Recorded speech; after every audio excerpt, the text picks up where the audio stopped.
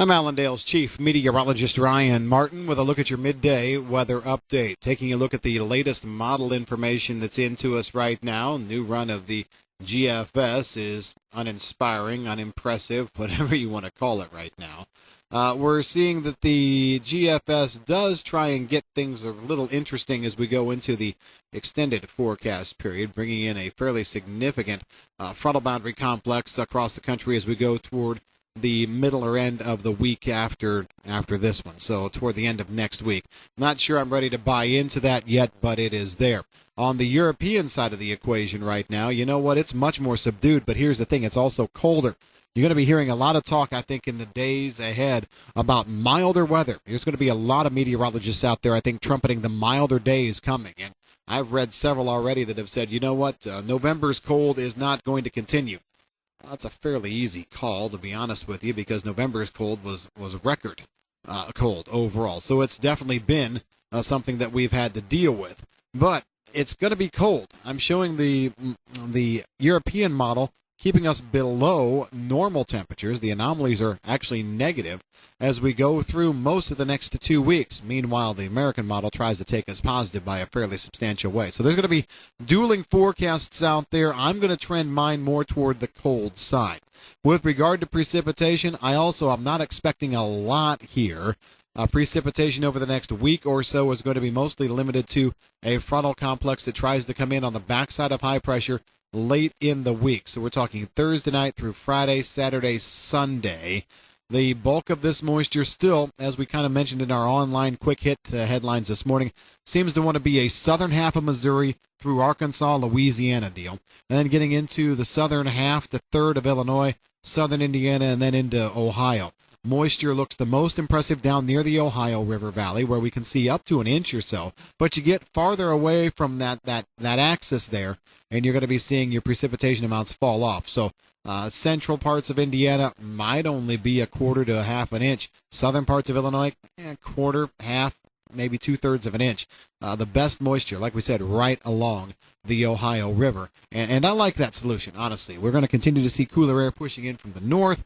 That's going to keep these systems that try and move up from the south under a little bit of a push down, if you will. Going to kind of keep things flowing a bit farther to the south.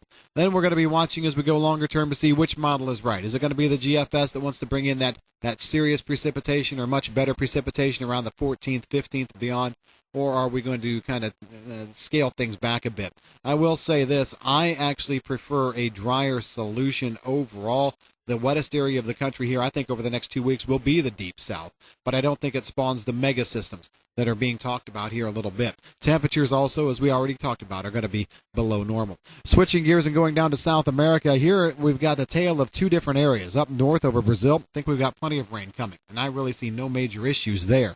There's some argument now as to Argentina, not so much over what's coming, but what it means. I'm in the camp of having a little bit of concern, and we kind of mentioned this online this morning, and there's been nothing in the latest model runs that make me want to deviate from this. I think we go from now through this coming Sunday with absolutely no rain in any area of the key ag areas of Argentina. So that means there's going to be dry air. Now, some are saying this is great. They can really accelerate planting.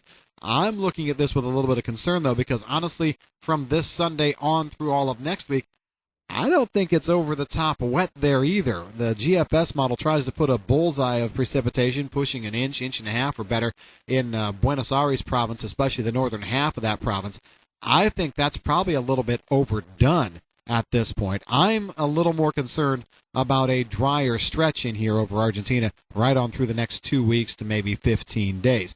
Is that a cause for alarm? No, at this point I don't think it is. But what it does do, all right, let's just say we're sitting here December 1. If we don't get much action at all through December 15th, this will put a lot of emphasis then on whether or not we can get one or two good fronts, good rains coming across Argentina in that December 15th to 31st time frame.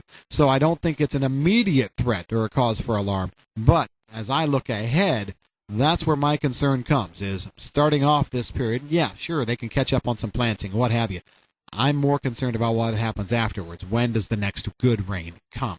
And this kind of pattern can be a little bit tricky. So that's what we're watching here. In the meantime, if you've got any questions about the weather or anything to talk about anywhere else, give us a call at Allendale. I'm Chief Meteorologist Ryan Martin.